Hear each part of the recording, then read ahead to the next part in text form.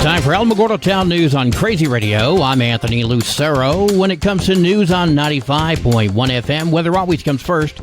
The atmospheric river moisture from the Pacific storm will bring heavy rain and flash flooding to Southern California, with high elevation heavy snow spreading from the Sierra Nevada into the Intermountain West and Rockies. Above average temperatures are going to continue across the plains into the Mississippi Valley. Closer to home, a potent storm system will bring mountain snow and lowland rain chances to the area, along with breezy conditions. Winds will increase tomorrow, and quiet weather is expected Sunday through Tuesday, before the next system approaches, bringing wind and precipitation back to the area.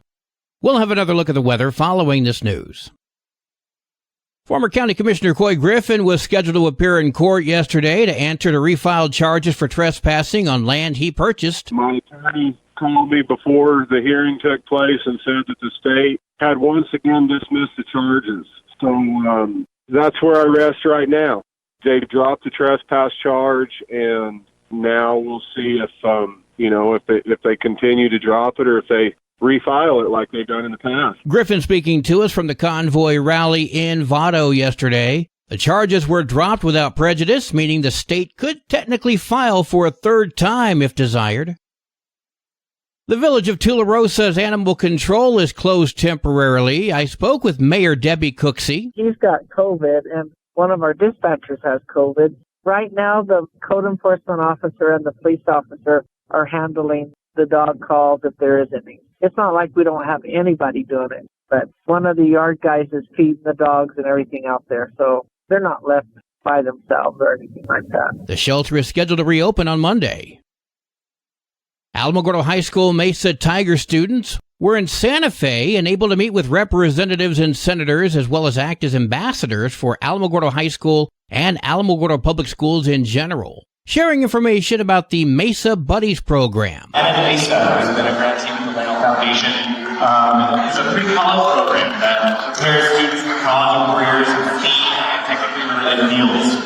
Their mission is to empower and motivate New Mexico's culturally diverse students with STEM enrichment so they can reach their full potential. You can see the video in full on the Alamogordo Public Schools Facebook page.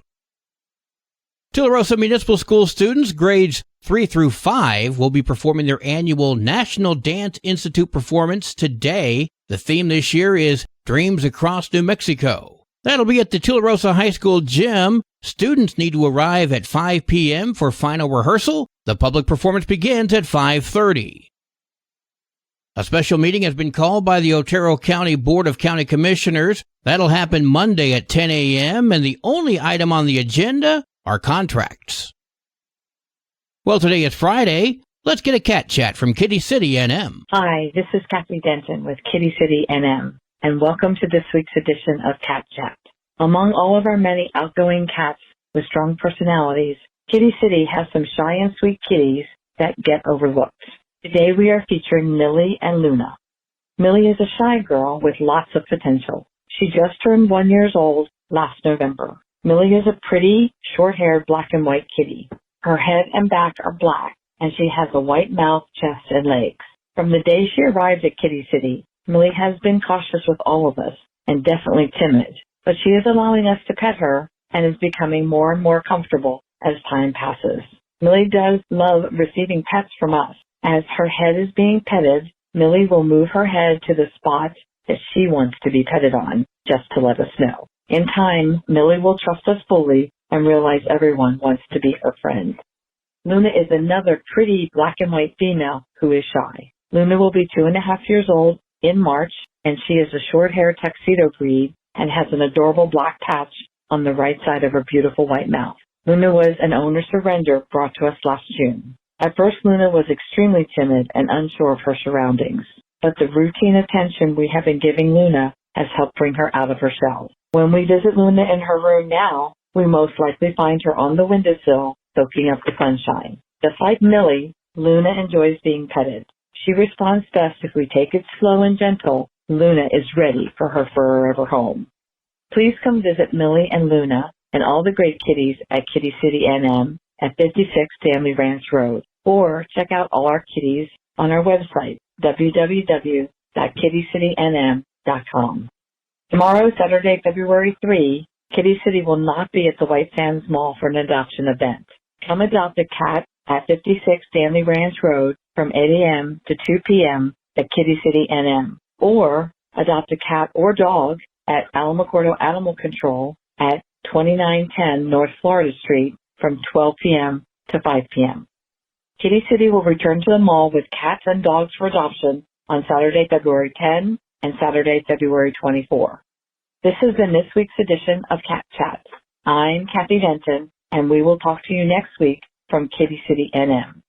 Kitty City and you, no one loves them better. News from around the state in just a moment. This is Alamogordo Town News on Crazy Radio. I'm Anthony Lucero. Local news from local perspectives from local voices. AlamogordoTownNews.com. Local sports, local events, and local happenings, and more. Owned and operated by Second Life Media. We are Otero County. AlamogordoTownNews.com. Heard daily on Crazy KALH Radio 95.1. Directory Plus is the right size book. It's the book if you need a phone book. That's what just one person has to say about Directory Plus. With its red cover, features, colorful yellow pages, and lots more, it's no wonder people all over use Directory Plus. It has so much more information. You can cross-check phone numbers or addresses or pretty much anything. Look on the plus side, Directory Plus. I'm a big fan of Directory Plus. Before the legislature wraps up, gun bills have been a major talking point at the Roundhouse. However, parties are at odds with each other on the issue. There is checks and balances and sideboards on every aspect of buying a gun.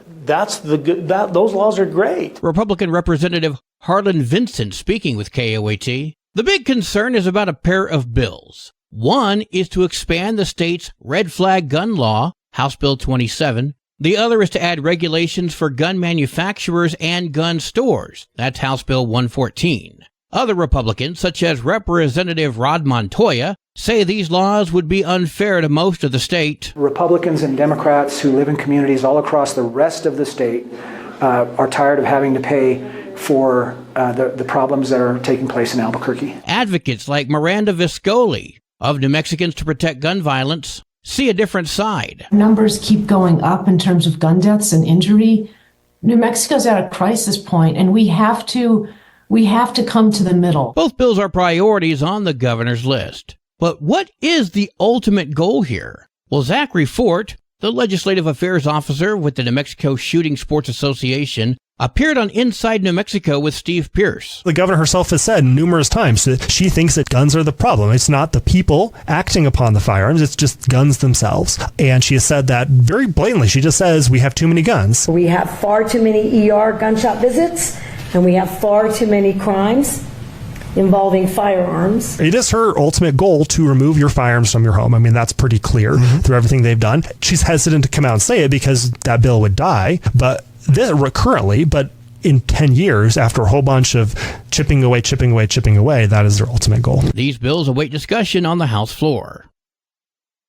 One senator is making a push to ensure all students have access to quality reading materials aligned with the state's structured literacy initiative. Jason Espinoza reports from the Roundhouse. President Pro Tem Mimi Stewart has introduced legislation, Senate Bill 193, to appropriate $12.5 million to the Reading Materials Fund.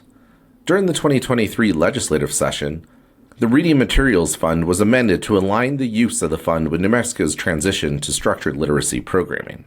Amanda Aragon, Executive Director of New Mexico Kids Can, a local nonprofit organization, is a strong supporter of the legislation. For the last few years, New Mexico elementary educators have been participating in a training program called LETTERS, which helps them better understand the science of how children learn to read and adjust their instructional methods to meet students where they are and to use the best instructional practices to help them become strong readers.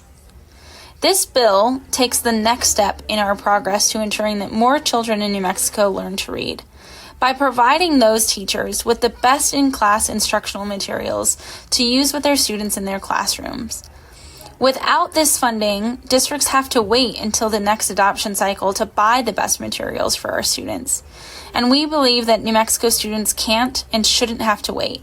We need these funds to make these materials available to our teachers and, more importantly, to our students as soon as possible. For the New Mexico News Network, I'm Jason Espinoza. There are 3 migrant detention centers in the state of New Mexico, and they're all facing numerous allegations of inhumane treatment as well as deplorable living conditions. Immigrant rights advocates have been sounding the alarm about this for years. The Senate Health and Public Affairs Committee approved a bill on Wednesday that would block local governments from entering new migrant detention contracts with federal immigration authorities and force them to terminate the existing ones. Advocates have chronicled the troubling allegations at privately owned facilities in Torrance and Cibola counties for years. This bill wants to remove New Mexico from being complicit in the caging and torturing of migrants. Sophia Genovese, managing attorney with the New Mexico Immigrant Law Center, speaking with KOB. There's inadequate food. Increasingly, men and women do not have access to clean drinking water, on top of not having access to medical care. For people who speak rare languages or people who have disabilities, they don't have accommodations that are constitutionally required. Attorneys say months of inhumane treatment even pushed a 23-year-old Brazilian detainee to take his own life back in 2022. You need to remember that these detention centers are detaining people who are coming here seeking asylum. They have not violated any law. There's no issue, but they come to our country seeking refuge and they're treated like criminals. The hell they haven't broken any laws. How about crossing the border illegally? As a matter of fact, it's so bad now that even President Biden can no longer turn a blind eye to it. If that bill were the law today, I'd shut down the border right now and fix it quickly. While this proposal would not force the facilities or any private prison to completely shut down, officials from multiple counties told lawmakers that restricting migrant detention operations could impact jobs. I'm concerned that we're going to impact citizens of these communities, and yet we're not enhancing the conditions of the detainees when they get moved elsewhere. State Senator Greg Nibbert. Several members of New Mexico's congressional delegation have raised concerns about the facilities before. Congressman Gabe Vasquez visited the Cibola County facility just last week, and on Wednesday, he called for increased federal oversight. We are a nation of immigrants, and we shouldn't be treating people in the way that we do. The Senate bill cleared its first committee along a party line vote, but is expected to face more scrutiny in the more notoriously tough Senate Judiciary Committee. Sports and weather are next. This is Alamogordo Town News on Crazy Radio. I'm Anthony Lucero. They are role models and educators. Their work requires a great deal of time and energy for very little pay. Who are these unsung heroes? Thanks, Coach. Thanks, Coach. The simple truth about education-based athletics in New Mexico is this. Without a committed team of coaches and administrators, they just wouldn't be possible. School sports, they bring out the best in all of us. This message presented by the New Mexico Activities Association and the New Mexico Athletic Directors Association. There are 33 games for New Mexico girls basketball today, including Hondo at Hatch, Roswell at Carlsbad, and Alamogordo heads to Las Cruces. Go Lady Tigers! There are 29 games for New Mexico varsity basketball today, including Hondo at Hatch, Carlsbad at Roswell, and Las Cruces comes to Alamogordo. Go Tigers! Your Crazy Radio spot on weather forecast for the Tularosa Basin today calls for mostly cloudy skies with an 80% chance for showers. New precipitation amounts between 1/10 to 1/4 of an inch expected. Winds could gust as high as 26 miles per hour. Tonight, mostly cloudy with winds gusting up to 22. Tomorrow, mostly sunny. Afternoon, patchy blowing dust is expected as winds gust as high as 38 miles per hour. Your high today in the basin, 53. Low tonight of 31. Wind chill's going to make it feel like it's 25. High tomorrow, 53 degrees. In Cloudcroft, mostly cloudy and windy today with an 80% chance for snow. Snow could be heavy at times. The accumulation of 2 to 4 inches is expected. Winds are going to be gusting as high as 40 miles per hour. Tonight, mostly cloudy skies, winds gusting up to 41. Partly sunny and windy tomorrow with winds gusting up to 55. Your high today in Cloudcroft, 32. Wind chill's going to make it feel like it's 11. Low tonight of 19. Wind chill's going to make it feel like it's 2. High tomorrow, 29. Wind chill's going to make it feel like it's 2 degrees. Don't forget about your pets, pipes, and plants. Local breaking news can be found on our website, alamogordotownnews.com. And learn more about Crazy Radio by visiting kalhradio.org. Also, check out the Crazy KALH Radio YouTube channel. That's where we post our daily newscasts, complete interviews, and other information which concerns everyone in the Tularosa Basin. Be sure to give this video a like and subscribe to our channel if you've not done so already. That way you too can remain informed of the goings-on in the Tularosa Basin. Well, that concludes today's edition of Alamogordo Town News on Crazy Radio. I'm Anthony Lucero.